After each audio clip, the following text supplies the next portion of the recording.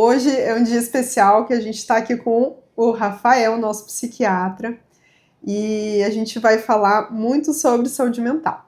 E, inicialmente, eu quero que o Rafael se apresente e conte um pouquinho para os nossos ouvintes e visualizadores aí das nossas redes sociais. Quem é o Dr. Rafael?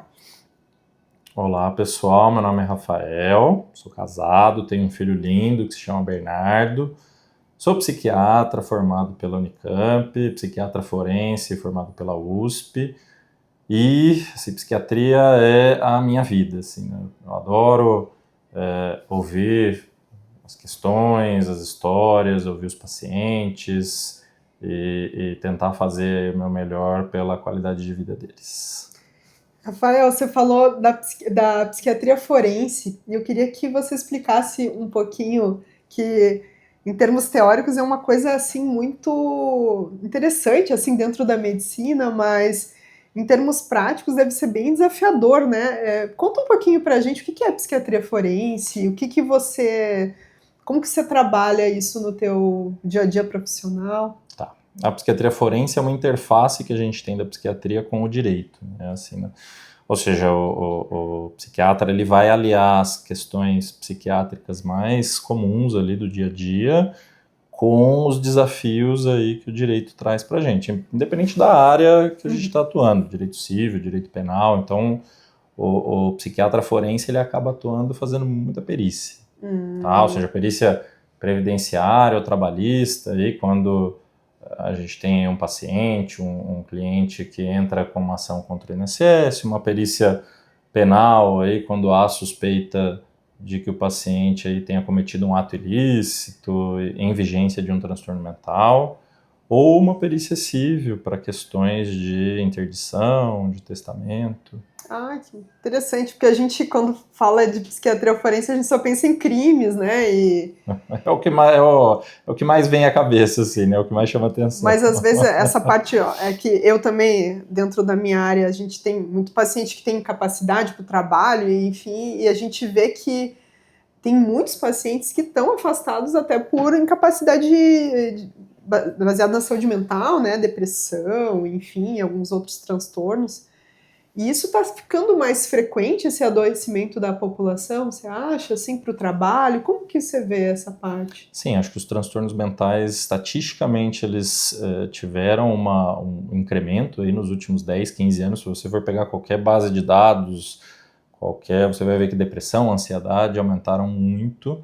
E, assim, temos estudos também da OMS que mostram que os transtornos mentais hoje são uma das categorias de transtornos médicos, em geral, assim, que mais causam incapacidade, tá, para o trabalho. Estão à frente, inclusive, da ortopedia, que geralmente é a área da medicina que mais gera incapacidade, né? Então, principalmente depressão e ansiedade são o topo hoje de geração de incapacidade para o trabalho. Mas a gente vê, assim, esse aumento do diagnóstico, eu vejo, né? Hoje em dia a gente vê que outros médicos de outras áreas que não da psiquiatria fazem, né? Começam o diagnóstico inicial, o médico da família, o clínico.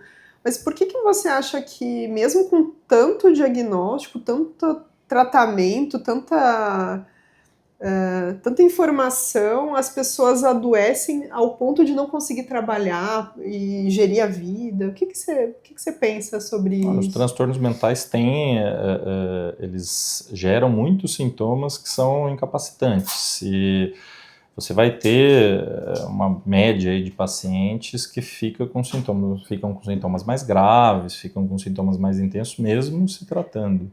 Então, é bem comum você ver ali o paciente fazendo o tratamento corretamente e não conseguindo voltar ao trabalho, não recuperando a capacidade laboral. Claro, outros, e aí é um diferencial, acho que da medicina toda, mas muito mais na psiquiatria, o estilo de vida, o estilo do trabalho. Ou seja, se você tem trabalhos muito estressantes, que demandam muito, você tem um estilo de vida ruim, sedentário, muitas horas de tela, pouco sono, ou seja, tudo isso contribui para você não ter uma melhora tão proeminente assim mesmo com o tratamento instaurado. E você acha que as pessoas têm demorado para procurar ajuda psiquiátrica no seu dia Sim, a dia? esse é uma constante assim na psiquiatria, né? Infelizmente ainda a psiquiatria sofre muito com estigma, com preconceito, então é bem difícil as pessoas terem. Você precisa, para procurar médico, para a gente já ver que a população tem uma certa resistência, quando o assunto é psiquiatria, essa resistência é dobrada, triplicada, por ser um tema delicado, um tema cheio de preconceito, estigma, muita gente ainda acha que tratamento psiquiátrico, usa termos pejorativos, assim, não tô louco, eu não tô fora de mim, não perdi meu juízo, por que eu vou procurar um psiquiatra? Então é isso que atravanca bastante aí a procura do tratamento. E me diz uma coisa, acho que a gente tem dentro do nosso escopo, aí tem às vezes as pessoas que estão buscando dentro da medicina um direcionamento, e como que você escolheu a psiquiatria como área de atuação? Quando eu entrei na faculdade não era muito meu sonho fazer psiquiatria, eu não tinha muito contato, não sabia como é que as coisas eram, assim. Quando eu entrei na faculdade eu queria fazer neurocirurgia. Olha só, eu sou meu colega! Até o segundo ano de faculdade o sonho era esse, assim, né? Mas depois, aí, com o avançar da graduação, passando nos estágios de psiquiatria, entendendo um pouco os diagnósticos e ouvindo bastante os pacientes, assim, meus colegas de internato, meus colegas de graduação, eles sempre falavam, Rafael, você escreve umas coisas no prontuário, né, o paciente refere que está triste, conta uma dinâmica de vida, você anota, então acho que esse lado já foi ficando mais intenso aí com a formação, e aí no sexto ano foi a decisão mais tranquila e óbvia de tomar, que foi escolher psiquiatria. Engraçado, você falou isso. Eu sou o contrário, eu acho que eu sempre fui da área cirúrgica e fui negando para mim que eu não queria neurocirurgia. Não, eu não quero neurocirurgia. Porque para mulher, né, a gente sabe que existe um estigma muito grande de fazer neurocirurgia, mas aí depois eu não consegui mais negar para mim e seguir. Mas a psiquiatria, ela tem essa coisa, acho que encantadora, né, acho que você falou da faculdade, eu também me remeteu também à minha época, né? A anamnese, ela é diferente, o cuidado, né, com as palavras, isso. Mas eu acho que, independente da área que a gente atua, isso tem que estar dentro da nossa. O zelo, a gente que trata com distúrbio de movimento, dor crônica, se você não tem um cuidado para tratar teu paciente, que médico você é, né? E me conta uma coisa. Então, a gente já falou sobre você, e eu gostaria que você falasse para as pessoas quais sintomas assim que são importantes do dia a dia que manifestam essa necessidade de buscar ajuda psiquiátrica, que sintomas do dia a dia que as pessoas precisam observar para buscar ajuda. Tá. Então, eu acho que o mais importante para vocês aí que estão ouvindo a gente, que estão participando vão ver esse vídeo depois, assim, o que mais chama atenção na psiquiatria são mudanças abruptas, assim, ou seja, de repente você sempre dormiu bem, sempre gostou de fazer suas atividades, de trabalhar, do seu lazer, sempre foi uma pessoa que conseguia ali reagir com as emoções ali, quando é para ficar triste, fica triste, quando é para ficar feliz, fica feliz, e de repente isso muda. Tá claro, não é uma coisa da noite para o dia, mas de repente você passa a ficar irritado o tempo todo, vários dias seguidos, você fica entristecido sem muito motivo aparente, todos os dias. As coisas que te davam prazer, hoje você já não consegue mais sentir, você começa a abandonar suas atividades sociais, você passa a ficar isolado, ou seja, todas essas mudanças que vêm, e não são aquela coisa de acordei com o pé esquerdo hoje, assim, né, que duram ali meio dia, um dia, mas que duram ali semanas, e que você percebe que isso são vários sinais de alerta para um possível transtorno mental. Tá? Então, isso, claro, falando mais da depressão e da ansiedade, né? Que são as coisas mais frequentes, né, do dia a dia. E para os terceiros, eu acho que isso também é importante, assim, para familiares, para cônjuge, para você perceber que a outra pessoa está com uma mudança aí sim mais abrupta, de repente a pessoa não quer mais sair, muito isolada, abandona os amigos, nada empolga, não faz mais as atividades que fazia anteriormente, chora com facilidade, Conflito, muito desanimado, né? muito irritado, muito preocupado com tudo, e a pessoa não era desse jeito, então todas as mudanças indicam um possível transtorno mental. Me conta outra coisa que eu acho que sempre vale lembrar, assim, que às vezes a gente busca o psiquiatra nas coisas extremas, né? E às vezes a gente, dentro da medicina mesmo, a gente fala muito pouco sobre a prevenção de suicídio, né? Que a gente sabe que algumas áreas, inclusive específicas, têm uma chance muito alta, e aí, às vezes a gente sabe de alguém que acomete, né, dessa situação e tira a própria vida. O que você acha que seriam medidas assim de prevenção, da gente tentar diminuir, né, essas coisas? O que você acha? Tá, então vamos de dados estatísticos. Assim. No Brasil, a gente tem uma média de 40 suicídios por dia. 40? 40, bastante. Nossa. Isso atual, teve um crescimento aí dos últimos 10, 15 anos. Então, e aí a gente estima que para cada suicídio aconteceram aí pelo menos 5 a 10 vezes mais tentativas. Ou seja, se tem 40 suicídios por dia no Brasil, você tem aí de 200 a 400 tentativas que não chegaram a tirar a vida do paciente. Então é muita coisa por dia, muita internação, muito sintoma grave. E não tem muito segredo. Assim, a questão é desestigmatizar e conseguir conversar. Eu recebo muito paciente no consultório que ou o próprio paciente ou familiar vem e, doutor, mas é melhor não falar muito de suicídio, né? Melhor não falar muito dos sintomas, é melhor não, é exatamente o contrário. A gente precisa conversar. O paciente que ele tenta suicídio, ele não quer, a intenção dele não é morrer, a intenção dele é acabar com aquele sofrimento que ele está sentindo, e ele escolhe o suicídio como maneira de zerar o sofrimento. Assim.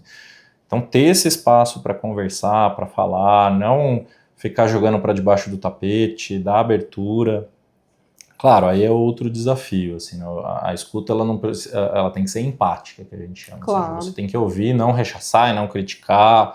Eu acho que a melhor forma de você abordar esse tema depois que o paciente fala é, olha, te entendo, o que eu posso fazer para te ajudar, e não criticar, e não dar conselho, não é isso que o paciente que está sofrendo com isso procura. Então, a primeira forma da gente tentar, e a melhor forma da gente tentar, é conversando. Acho que é uma das melhores maneiras de lidar e acabar, diminuir muito essas estatísticas aí que são bastante horrendas, assim, né? Dentro do distúrbio de movimento e, enfim, a epilepsia também, a gente tem vários questionários, né, focados para pessoas que têm condições crônicas, né, e você falou um negócio, porque a pessoa quer acabar com o sofrimento dela, né, e às vezes ter uma condição, uma doença crônica, ela embute, a pessoa é um fator de risco para um sofrimento emocional, né, e a gente tem que perguntar também isso para os pacientes, né, eu acho que é importante, tanto na nossa área, e você sabe como eu trabalho, enfim, e o psiquiatra, ele vai nos ajudar, né, a retomar a qualidade de vida desse paciente com uma condição crônica, e tanto a família, enfim, que a gente tem toda essa dimensão, mas é de extrema importância a gente buscar essa ajuda, né. Mas me conta um pouquinho, eu sei que o consultório psiquiátrico é aquele ambiente privado, mas conta um pouquinho como é que funciona a dinâmica da tua consulta, assim, para quem ainda não é teu paciente. Consulta psiquiátrica, pessoal, é bastante parecida com qualquer outra consulta da área da medicina, assim, né?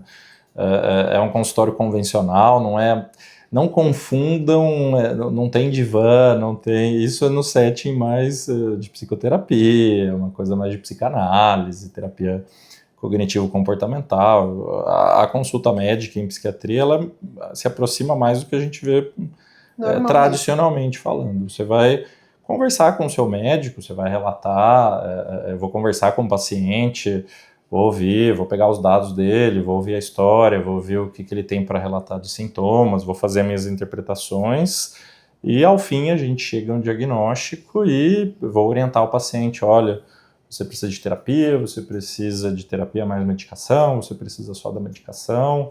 Então é bem parecido com uma consulta médica regular, assim, não tem grandes... Não precisem ficar com medo de chegar, já vamos fazer deitar no divã e ficar contando minha vida. Não, você vai contar dos seus sintomas, o que está te incomodando num primeiro momento, e é claro, ao longo do segmento a gente vai aprofundando na dinâmica de vida ali do paciente, em outras coisas ali que podem estar contribuindo para ele não melhorar, ou conflitos, ou claro, sempre as minhas consultas eu gosto muito de não ficar só nessa área biológica, só nessa área medicamentosa e aprofundar, ver um pouco a psicodinâmica do paciente, ver um pouco como é que está a vida dele, os dilemas, os conflitos e aplicar algumas técnicas também de terapia já na minha consulta psiquiátrica.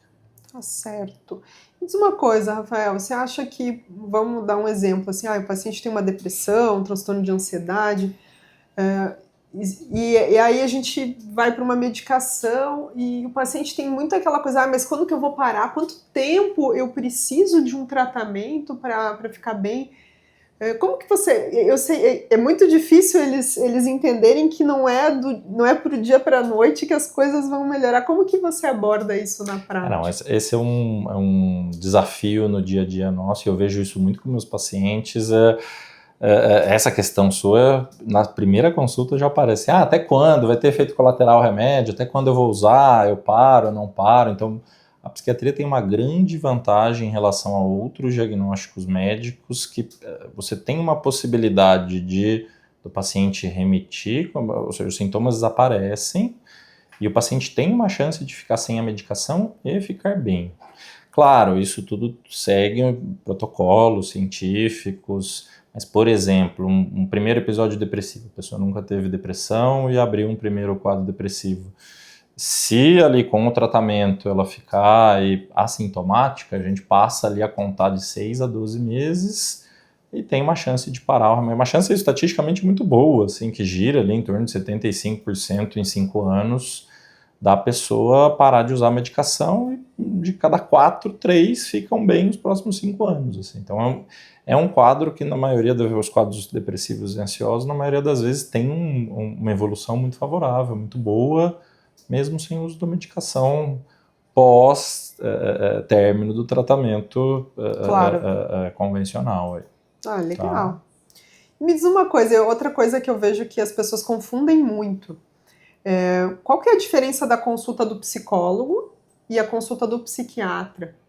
Em termos práticos, assim. Claro, não é só a questão do medicamento em si. Sim. Mas como que você... Acho que explicaria isso. O psiquiatra, primeiro o psiquiatra vem de uma formação médica, assim, né? Ele primeiro se forma em medicina, depois ele se subespecializa em psiquiatria, tá? Então ele já tem esse arcabouço de fazer essa ponte entre os diagnósticos clínicos, médicos e a psiquiatria, porque é importante isso, né? Muitas vezes você está suspeitando de quadro depressivo, ansioso, e você tem que suspeitar também de algumas causas clínicas, neurológicas. Claro. Então o psiquiatra, além de prescrever a medicação, consegue fazer isso, tá? E fora isso, o psiquiatra tem uma formação em psicoterapia, mas não é tão completa, não é tão aprofundada quanto o psicólogo. O psicólogo ele vem da faculdade dele, ele tem o treinamento, ele é aprofundado em todas as terapias, psicanálise, terapia cognitivo-comportamental, de uma maneira muito mais completa que um psiquiatra, tá? Então, basicamente essa é a diferença. O psiquiatra vem dessa parte médica, tenta fazer ali uma interface da parte mental com a parte clínica, medica, e o terapeuta ele tem uma área de atuação muito mais aprofundada nas terapias, com muito mais qualificação para isso. Mas são coisas que obviamente, complementam, se conversam muito, assim, né? Eu costumo dizer para os meus pacientes no consultório que o tratamento, na maioria das vezes, ali é 50% medicação, 50% terapia. É como neurocirurgião e fisioterapeuta, talvez, é uma dupla dinâmica. São duplas diferentes. Uma das coisas que eu vejo muito na minha prática clínica, Rafael, é dor crônica, e a gente sabe que a dor crônica ela está muito associada à saúde mental, e muitas vezes, né, a gente precisa abordar questões psiquiátricas, né, a gente sabe que a depressão e o transtorno da ansiedade, principalmente, eles estão muito associados à dor crônica, e também alguns traumas, né, que os pacientes tenham, né, na fibromialgia a gente vê muito um fator de trauma associado ao início da dor, e eu queria que você, como psiquiatra, falasse um pouquinho da importância do psiquiatra no cuidado desse paciente que tem dor crônica. O que você... Tá. 2 semanas atrás eu estava ali dando uma aula na Santa Casa lá para os meus residentes e tinha um slide exatamente disso, assim, da etiologia dos transtornos depressivos e ansiosos. E, a dor crônica, qualquer situação que o paciente tenha ali, que seja limitações, uso de substância, qualquer outra questão que venha de maneira crônica, é um grande fator de risco para desenvolvimento de depressão e ansiedade. Então, todo paciente que tem dor crônica, ou seja, ele vai estar muito mais vulnerável a desenvolver um quadro depressivo e ansioso. Então, mas aí o ponto de partida muito provavelmente vai ser o neurologista, o neurocirurgião, ele que vai fazer geralmente o paciente procura pela dor e aí quem vai fazer o encaminhamento, quem vai ter o feeling inicial ali de olha, tem alguma coisa acontecendo, vai ser esse profissional, assim, né? Então, estatisticamente é muito comum um paciente com dor crônica ter depressão e ansiedade, ou seja, a maioria dos casos isso está associado, e eu diria que é fundamental melhorar, se você tem um quadro, um transtorno mental associado a esse quadro de dor crônica, praticamente o paciente, fica muito difícil do paciente melhorar da dor, caso ele não trate também esse lado depressivo, ansioso.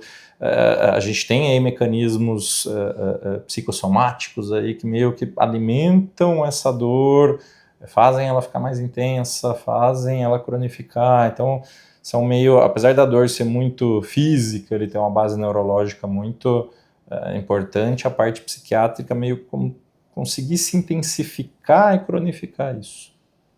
Tanto porque a dor ela é uma experiência subjetiva e individual, né? Então, a parte psiquiátrica com certeza tem um aspecto muito importante, né, no adoecimento desses pacientes. E falando em adoecimento, uma das coisas também que a gente acaba vendo bastante na prática, eu que trabalho também com a parte de neurocirurgia pediátrica, é o adoecimento do cuidador, né?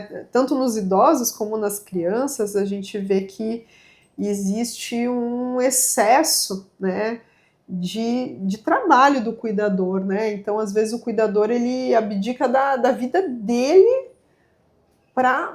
pelo amor, né, pelo cuidado daquele familiar, né, que é tão querido por ele, assim, e ele negligencia a sua saúde mental, né? Então, eu acho que também seria importante a gente falar sobre o que o cuidador, ele também, eu acho que observaria no dia a dia dele para buscar uma ajuda do psiquiatra. O que você acha relevante? Eu vou fazer uma ponte com como psiquiatra forense também, né, eu faço muitas perícias e muitas perícias de burnout, né, ou seja, de esgotamento.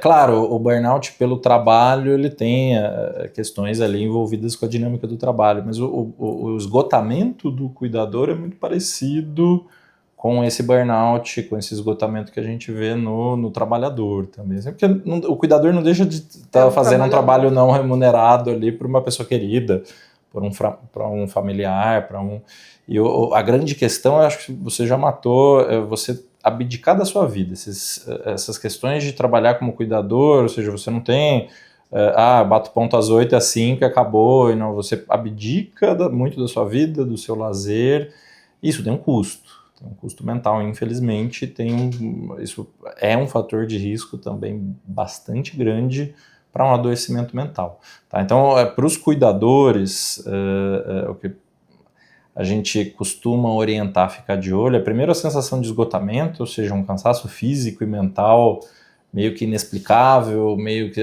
não precisa ter feito academia, não precisa ter corrido, não precisa ter...